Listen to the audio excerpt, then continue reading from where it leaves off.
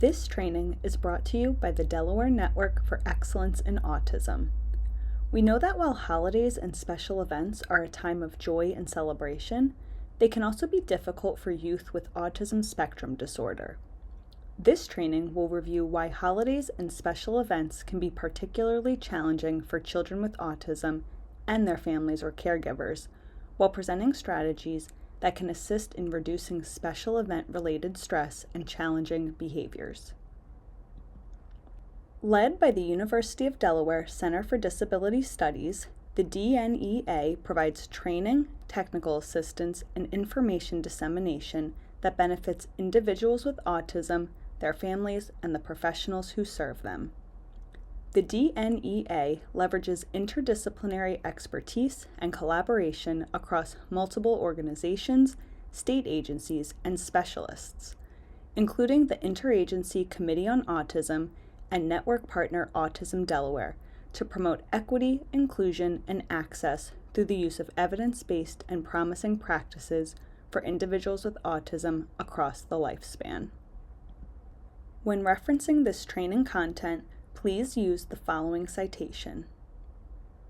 At the completion of this workshop, participants will have a better understanding of the core characteristics of autism and how people with autism may experience stress during holidays and special events, how to identify the function of challenging behaviors, and how to implement effective evidence-based practices and positive behavior supports to prepare for special or new events.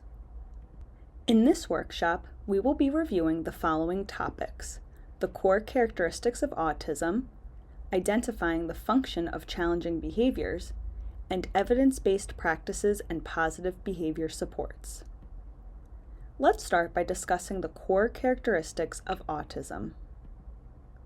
There are two core areas of development that differ in individuals with autism. Autism is characterized by differences with social communication and social interactions and a demonstration of restrictive, repetitive patterns of behaviors, interests, or activities. These differences impact how an individual functions in all environments. Differences in social communication and social interactions can manifest in a variety of ways and to varying degrees, including limited or absent speech, trouble comprehending others' emotions or nonverbal communication, or difficulty maintaining a back-and-forth dialogue. Restricted interests and repetitive behaviors arise in a variety of ways. Children with autism may play with toys in a manner that is different than their intended use. This may include sorting them by size or color, lining things up, or focusing on unique characteristics. Additionally, they may have an uncommon interest in items that are not typically of interest to children, such as dishwashers, pencils, or state flags. Individuals with autism may adhere to rigid behavioral routines, such as a strict bedtime ritual in which everything must be done in the same order. Children with autism exhibit these characteristics in a variety of ways and to varying degrees. Many people with autism find it difficult to process everyday sensory information. They can be hypersensitive, which means they are oversensitive to sensory input, or hyposensitive, which means being undersensitive to sensory input. Sensory differences can affect how a person feels and acts and can have a significant impact on a person's life. The way a person responds to sensory experiences can change from day to day. Sensory differences could include sensitivity to bright lights or loud noises, such as children yelling, or a child may have difficulty paying attention because their clothing is uncomfortable. Undersensitive children may be fidgety and unable to sit still. They may seek stimulation by bumping, jumping, or crashing into other children. Now that we've talked about the core characteristics of autism, let's talk about the importance of identifying the function or purpose of challenging behaviors. It can be important to identify behaviors and recognize patterns of behavior in order to help you support your child. It may be tempting to address every challenging behavior at the same time. However, it is important to only address a small number of behaviors at a time. While this number will vary based on the child and the intensity of the behavior that you are targeting, It is usually suggested to address no more than 3 at a time. Otherwise, this can be overwhelming for your child who is being asked to change too many things at once, and you, who will want to make sure that you are implementing a consistent plan for addressing the behavior. When determining which behaviors you want to address, it is also important to pause and ask yourself, why do you want to target a specific behavior? The terms appropriate or pro-social behaviors are often used to describe behaviors people without disabilities wish to see in their children or clients with disabilities. However, these types of behaviors are often just defined by society as undesirable and carry no risk to the child or those around them. And finally, we want to remember that consistency is key. We always want to remember to be consistent when addressing behaviors. Now, let's discuss the building blocks of behavior. You may hear professionals call these building blocks of behavior the setting event, antecedent, behavior, and consequence. We will use the abbreviations SE, A, B, and C. SE stands for setting event. This is an ongoing condition that makes a behavior more likely to occur. A stands for antecedent. This is an event that causes a behavior to immediately occur. B stands for behavior. This is any action that you can see or hear. And C stands for consequence. This is anything that happens after a behavior that makes it more or less likely to occur again. We will discuss each block in more detail. Setting events are prior events or conditions that make the behavior more likely to occur. They are called slow triggers and can be internal or external.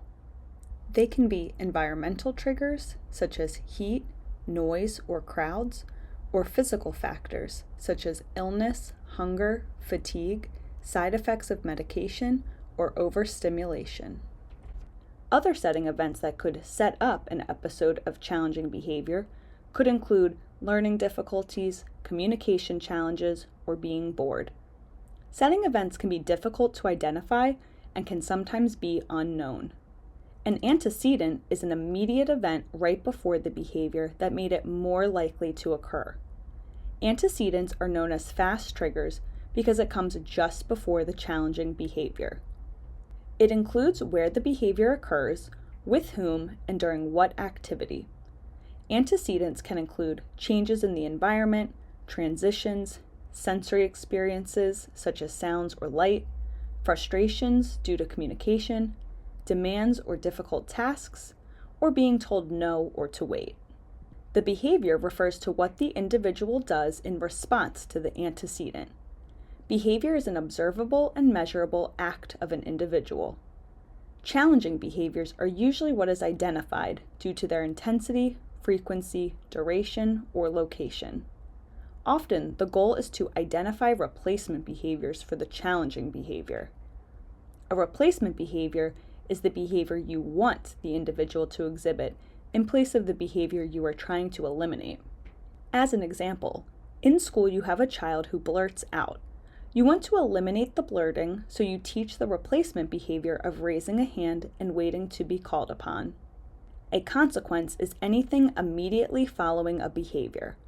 Often the consequence makes the behavior more or less likely to happen in the future. Consequences occur frequently without intention or planning. Let's look at an example of the building blocks of behavior for cleaning your room.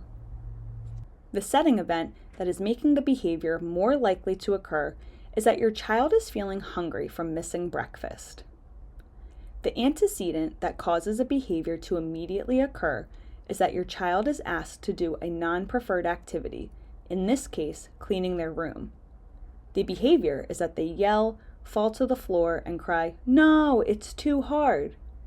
The consequence that happens after the behavior is that you clean his room for him. A consequence makes the behavior either more or less likely to occur again in the future.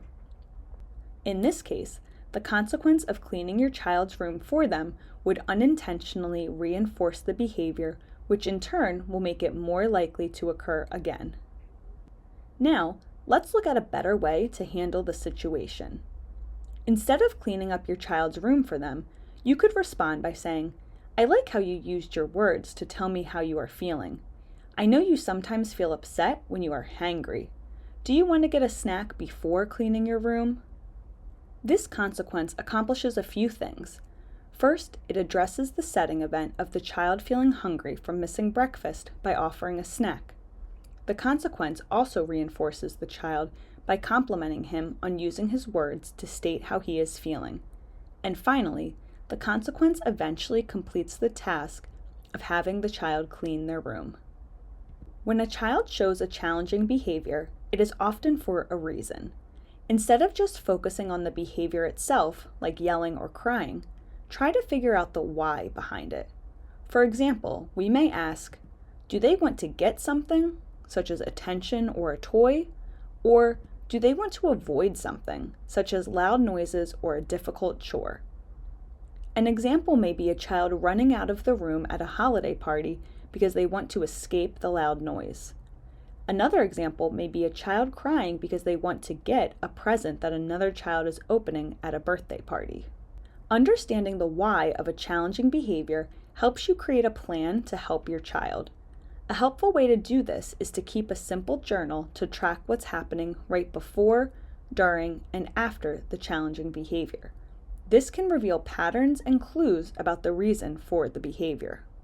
Let's watch a quick video of a challenging behavior. While watching the video, think about why the child may be engaging in this behavior. Is it to get something or is it to avoid something?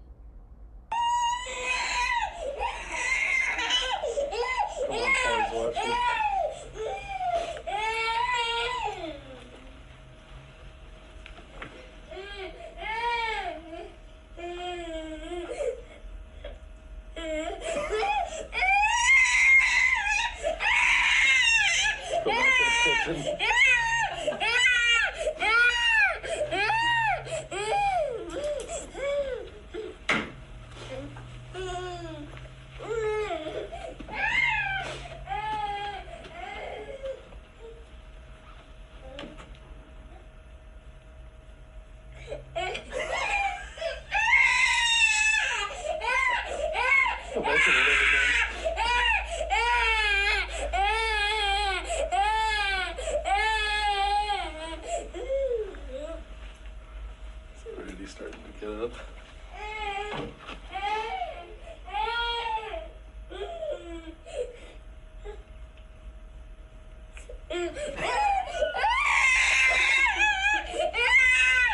Let's practice reviewing the building blocks of behavior to understand the challenging behavior we just watched. Let's start by identifying the setting event and antecedent prior to the behavior occurring. It is unknown what the ongoing event was to make the behavior more likely. What happened right before the behavior occurred was the caregiver walking to the other room. Now, let's identify the behavior that we observed. The behavior of the child was that he followed the adult, cried, fell on the floor, and threw a tantrum. And finally, we will identify the consequence of the behavior or what occurred right after the behavior. The consequence after the child exhibited the behavior was that the caregiver walked into another room. In this workshop, we are really going to focus on what we can do to mitigate those setting events and antecedents when we are planning for a holiday, party, or special event. Now, let's start a discussion on specific ways to prevent and reduce holiday and special event-related stress using evidence-based practices and positive behavior supports. But before we get started, I want to introduce you to the format of this slide. In preparing for this workshop, we wanted to check in with autistic individuals to better understand their perspectives and experiences during the holiday season and special events. We need to hear their voices and promote self-advocacy in order to best support them during holidays and special events. When you see this slide, it will contain a quote from an autistic person. We've incorporated some quotes from autistic adults who share what helped and what didn't help them manage the stress of the holidays and special events. We think the quotes will help to illustrate how autistic people may experience stress during special events. Now, let's take a moment to talk about some situations that are related to holidays and special events. Often, there is more travel during holiday seasons. This could include road trips, cruises, or flights to new places, and staying in an unfamiliar environment. Some people find travel a major attraction of holiday seasons or breaks from school, and view it as an opportunity for spontaneity, whereas children with autism may find it extremely distressing. There are many new activities that are unique to specific seasons and holidays, each with their own set of social rules and sensory experiences. The activities could include carving a pumpkin for Halloween, building a sandcastle in the summer, participating in unique activities such as hitting a piñata at a birthday party, and baking cookies for a holiday party. There's the transition from school when starting summer or winter break. Children may spend their days over the break at home, at camp, or engaging in activities they don't frequently engage in throughout the school year, such as building snowmen and baking special treats, and going to new and unfamiliar places more often, including going to the park, beach, amusement parks, or relatives' homes. There are often many celebrations unique to each season: holiday dinners and parties, family cookouts and gatherings, birthday parties, and weddings. These celebrations include many sensory-related activities, including new foods, loud music, and bright and loud fireworks. And finally, there are many new, sometimes overwhelming, sights, sounds, and tastes. Many of the things that make parties and special events interesting and fun for children without disabilities can be stressful or overwhelming for a child with autism. Parties are often the perfect combination of events and activities that do not align with the strengths of children with autism, but rather those skill areas that may be difficult. Children who have sensory differences, communication and social needs, or restrictive or repetitive behaviors often find these activities to be stressful or even unenjoyable. These events often include lots of bright lights, loud noises, and people touching or hugging. For a child with sensory differences, this can be incredibly uncomfortable or even painful. Holidays and special events often break the normal rules your child is used to. These events usually have a different set of social rules that may be confusing to a child with autism. Staying up late to count down to the ball drop on New Year's Eve, watching parades and sporting events on TV all day on Thanksgiving, or only allowing certain people to do specific things, like only the birthday child blowing out birthday candles, can be very confusing. It's tough for a child with social or communication differences to understand why the rules are suddenly different. As a result, these events create opportunities where children who have autism may misinterpret what is happening, perform a ritual incorrectly, or experience unpleasant sensations that can result in a challenging behavior. Now we will discuss what to do in the event of a challenging behavior. We're really going to focus on some specific things that we can do to mitigate those setting events and antecedents that can trigger a challenging behavior when we are planning to host or go to a holiday gathering, party, or special event. As we have been discussing, all behaviors play a role and serve an important function. All the strategies we are going to discuss today are really going to focus on what we can do in advance of an event to ensure it is successful for our loved ones. We will start by discussing the importance of pre-teaching replacement behaviors and coping skills. First, you will want to consider the purpose of the challenging behavior and consider what behavior could be taught that will safely achieve the same purpose. Next, you will want to identify, teach, and practice that coping skill. Coping skills can include deep breathing, taking a break, or holding a calming object. Make sure you regularly rehearse the replacement behavior and coping skill when your child is calm. As you practice, use reminders and positive reinforcement to support learning of the replacement behavior. We will now review an example of teaching a replacement behavior and coping skill. If a child is running away to escape from the loud noises of parties, you could teach your child to use a break card. By handing over a break card to a trusted adult, the child is still able to escape from the loud party, but is doing it in a safe way while still serving the same purpose of removing themselves from the loud party. You've already taught and modeled how to use the break card. At a party, you show your child the card and say, "I brought your break card. Let's take a look around and find a good space for you to take a break if you feel frustrated or overwhelmed." Once you have identified a good space to utilize as a break area, go over to the space so that your child is familiar with the break area. In this example, maybe you find a bench outside. You say, "This bench looks like a comfortable and quiet area away from the party. This is where we will go if you need a break." Reinforce that the support will be available for your child to use if they need it. Say, "I'll make sure your break card is on the table. If it gets too loud and you need a break, just hand me the card and we will go to the bench and take a break." Remember to praise them when they use their break card. When teaching these replacement behaviors and coping skills, it is important to coordinate with the school, family members, and providers. Consistency in practice will be important for helping the child to learn to use and trust the new behavior. Choose and teach skills and replacement behaviors that others are able to implement in the home in order to create consistency across all environments. Visual supports can be found on the DNEA webpage, including the break and breathing cue cards. Here's our first quote from a 10-year-old autistic female. "Things can get really overwhelming, like when you have to change your schedule because you have to go to a holiday party. I know kids with autism hate schedule changes." Now we will shift our focus to anticipating celebratory triggers by considering setting events and antecedents. As much as possible, you should adhere to your normal schedule as to create a sense of routine. You should also make sure your child is aware of when and where the special event will be occurring in their schedule so they will understand what will be disrupted. Similarly, when traveling, plan ahead and recognize the importance of creating predictability for your child during travel. If your special event or travel occurs during a particularly important routine, make time and space for it to occur. For example, sometimes special meals happen at strange times, like a brunch for instance.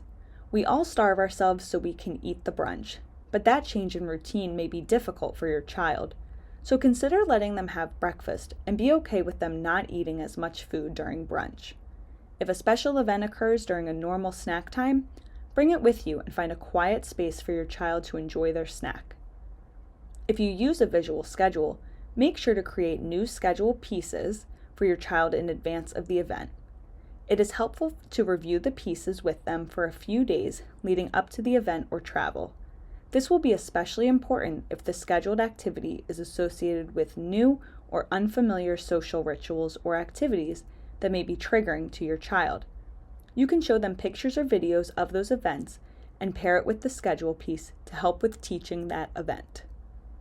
The DNEA has created icons for each season, including season-specific holidays and activities. These icons can be downloaded for free from the DNEA webpage. After printing the icons, we suggest laminating them for durability before using them for a visual schedule. In addition to the seasonal cards, there's also a template of blank picture word cards so that you can create your own icons specific to your family and their needs. When creating a visual schedule, you will consider what type of materials you want to use. You could create a schedule on a cereal box, paint stick, or folder. You can print the icons from the DNEA webpage, cut out pictures from magazines, or take photos on your phone to use as schedule pieces. Adhere the schedule pieces with magnets or Velcro. You will want to ensure the schedule is in the same space as the person. Display the schedule in an area where the person spends most of their day. You can also consider a portable option. You can use a paint stick or clipboard to make it easily portable. Make the schedule interactive so the person can remove or check off completed activities. Be sure to include breaks and/or choices where appropriate in the schedule. Review the schedule with your child and be sure to give warnings when an activity is about to end and prepare them for what's coming up next. Be sure to give praise when your child uses the schedule. Finally, make sure you stick to the schedule. It won't have meaning if it is not followed. Another schedule you can use is a first-then schedule. This is a shortened version of a visual schedule. With this type of schedule, it clearly shows the different parts of an activity or event. One example would be, first we will eat, and then we get to open presents. Another example you could use when attending a wedding would be, first we will attend the ceremony, and then we will go to the reception. A first-then template in both English and Spanish and accompanying resource guide can be found on the DNEA webpage. We know that schedule changes will occur from time to time. Some we can predict, and others occur unexpectedly. Schedule changes can be difficult for an autistic child. You can support them by helping them practice and prepare for these changes. An OOPS schedule piece shows a change in the expected schedule. Using an OOPS card can help reduce anxiety and confusion by showing a person that something is not going as planned. You can learn more about using an OOPS picture word card using our resource guide shown on this slide. Here's an example of how you could use an OOPS card on the visual schedule. Review the visual schedule with your child for the 4th of July, explaining that today we will be going to the park. First we will eat lunch, and then we will go swimming. When it is nighttime, we will watch fireworks. As you are going throughout your day, rain clouds start to roll in. You receive an update that fireworks have been canceled. You would replace the fireworks icon with the OOPS icon and explain, "Oops, there's been a change of plans. Since it's raining, we are no longer going to be going to watch fireworks. Instead, we will head home and watch a movie." Here's our next quote from Rebecca, an autism advocate with University of Delaware Spectrum Scholars. "It is overwhelming, especially if you don't know people or how to talk to them. The noise is bothersome because you have multiple things going on at once. And if you're like, which one do I pay attention to and what is appropriate versus inappropriate? I am not a hugger and do not want to be touched. It is better if you ask. It's also hard to know if it's your turn to open a gift or to know the way that each family does things or the schedule for the day and event." Next, we want to make sure that we have a game plan. All children thrive when they have rules and routines.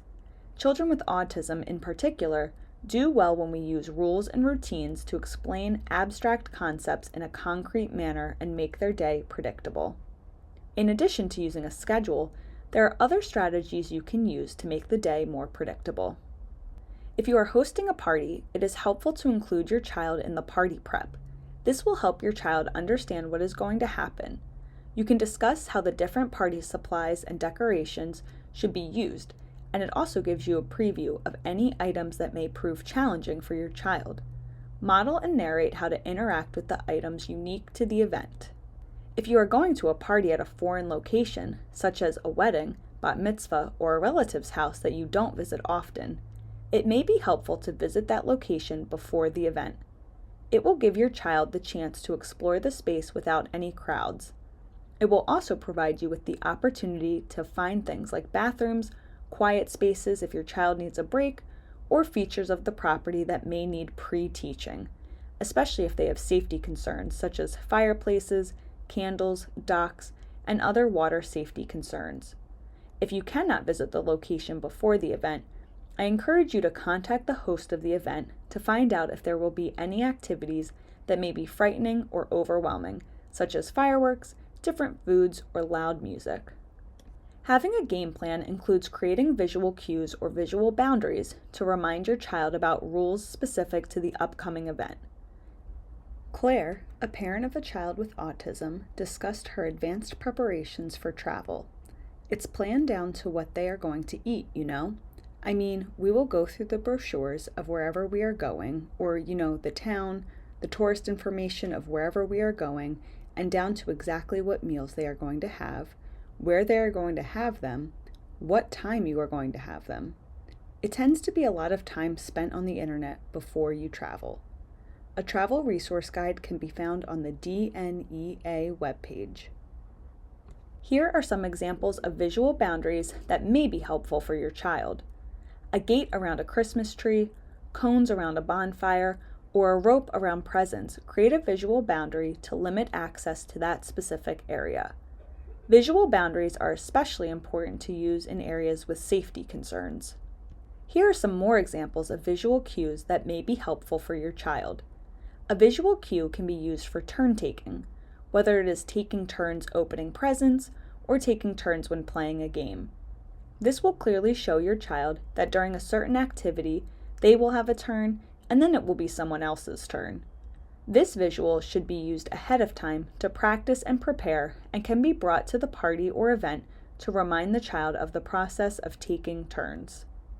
The DNEA offers a training on visual supports if this is a new topic for you.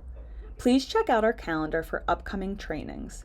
The DNEA also offers resource guides on those visual supports free to download. You can find them under the resources section of our webpage. Another practice we can utilize is giving the gift of predictability.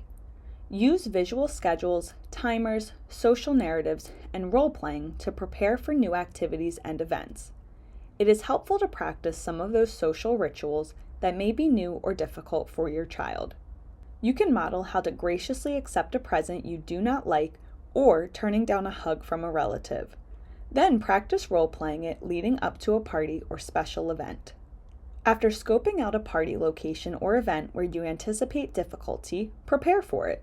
Be honest with your child that something they may not like could occur and make a plan for how to address it.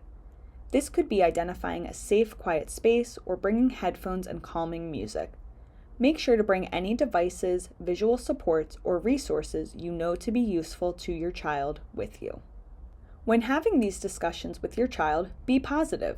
This should not be a punitive warning because that will only create worry. It should be positively phrased in a pleasant or neutral tone. Social narratives are one tool we can use to give the gift of predictability. You can read social narratives in the days leading up to a party or special event so that your child knows what to expect. This social narrative reads, "Today we are going to a party at my uncle's house. There will be a lot of people at the party and it might be loud. We may play games, and my cousin may open presents. If the noise bothers me, I can ask for a break. I can ask my mom to go on a walk with me. I can have fun at the party." Note that the social narrative uses the phrases "it might" and "there may be."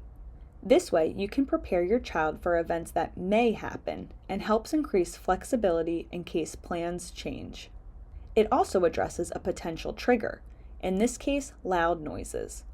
It prepares the child that there may be loud noises at the party, but reminds them of a coping strategy that they can use, such as taking a break and going on a walk. A resource guide on writing and using social narratives can be found on the DNEA webpage.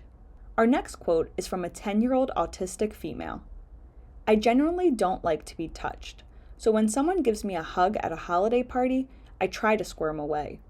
I wish people could know that I don't want them to touch me and I don't feel comfortable with it."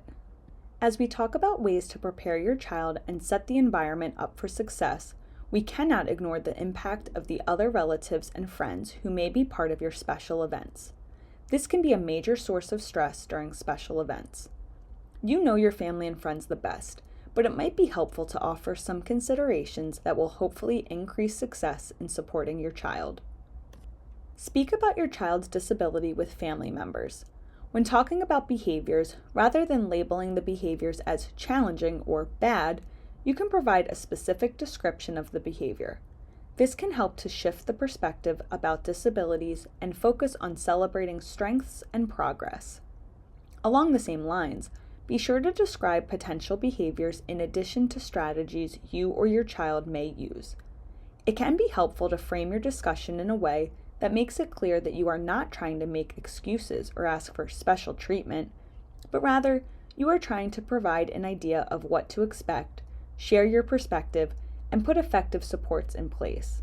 Remember, making accommodations is not extra. Instead, they are essential for an autistic person to navigate a world that was not designed for them.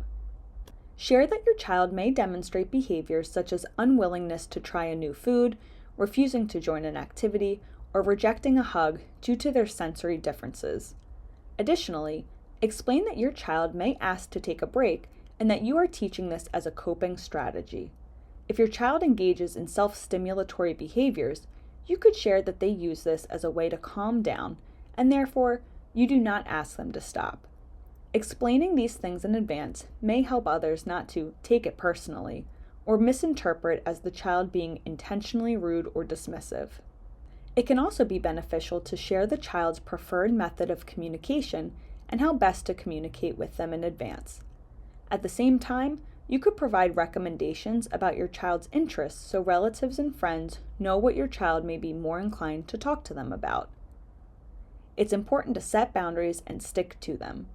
If you know it works best for your family to stay for an hour instead of all day, set that precedence ahead of time so that the host can plan accordingly. Similarly, some families find it helpful to plan a downtime day between larger events rather than consecutive days of gatherings. Sometimes, relatives and others you may not see often do not realize the impact of their actions and words. They may also feel especially helpless and not know what to do if your child becomes upset. Assigning them a specific role could be helpful to allow you to focus on de-escalating your child. We will talk more about de-escalation techniques soon. In summary, setting expectations with family members and attendees will help to make the special event more enjoyable for everyone, and the supports will likely benefit others too. As much as we plan and prepare, things can go wrong, so let's take a quick moment to discuss what to do when a behavior occurs. It's important to have a plan in place should a behavior occur. When de-escalating a situation, there are some general tips to follow. Have a departure plan to safely leave a situation that may be overwhelming for your child.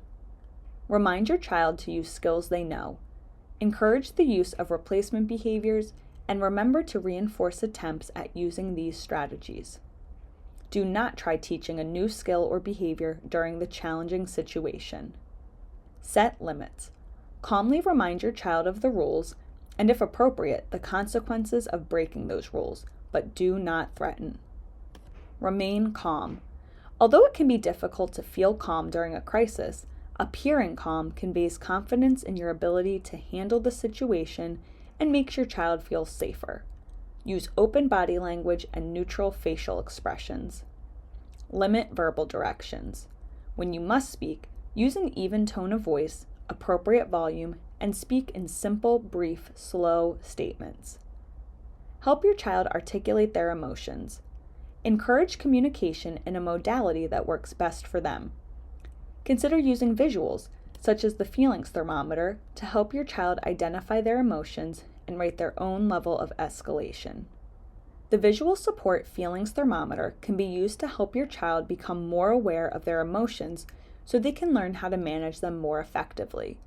Bringing this visual to the special event can help in expressing and regulating their emotions. This visual support can be found on the DNEA webpage. And finally, ensure everyone's safety. Unless they are engaging in self-injurious behaviors, keep a safe distance from your child so they feel safe. Remove harmful objects from the area, and if necessary, remove your child from the environment and take them to a safer place. Here's a quote from Rebecca, an autism advocate with University of Delaware Spectrum Scholars. Shopping is annoying because you aren't really sure if you are getting something people will use or want. I hate going to the mall when it's crowded. There's a lot going on while shopping, and it can be overwhelming. People ask, and I don't want to smell that, taste that, or feel that. I just want to get what I need and go. After a challenging behavior occurs, there will be a consequence that immediately follows the behavior. Some final de-escalation strategies involve the use of consequences. Use positive reinforcement. Find opportunities to provide positive reinforcement.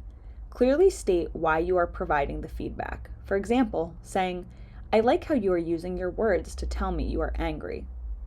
Praise your child for using coping skills or for choosing an alternative response. When your child has de-escalated, enforce consequences without creating new punishments. Enforce natural and planned consequences. For example, if something is broken, they are responsible for cleaning it up, fixing it, or using their allowance to replace it. Do not create new or prolonged consequences or punishments for the behavior, and do not create punishments that are likely not going to be enforced. Our final quote is from a 10-year-old autistic female. My advice for non-autistic people around the holidays is to stop and think about what is going on and try to make good choices so that everyone feels more comfortable. This is hard. Holidays and special events entail a lot of work and energy, anxiety, and emotional labor for caregivers. It is stressful. Sometimes we can be so focused on preparing our child, the environment, and others that we forget to prepare ourselves.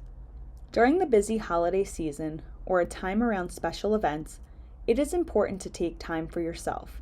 This, in turn, will ensure that you can enjoy the celebrations too. Here is a list of recommendations. Notice and celebrate small victories. Take a moment to focus on something that went really well. Practice meditation or deep breathing. Ongoing practice can have positive health effects. Volunteer your time. It can boost your sense of happiness and well-being. Get outside. Take at least a 10-minute walk daily. Take care of your own basic needs. Eat, sleep, and maintain routines when you can. And finally, laugh. Laughter creates positive physical changes in your body. Spend a half hour watching anything that makes you laugh. We covered quite a lot in this training. The DNEA has developed a summary holiday resource guide for families. Although it is holiday themed, the strategies and suggestions are topics we covered today and can apply for any special event. The resource guide is available on our website. Thank you for attending our workshop.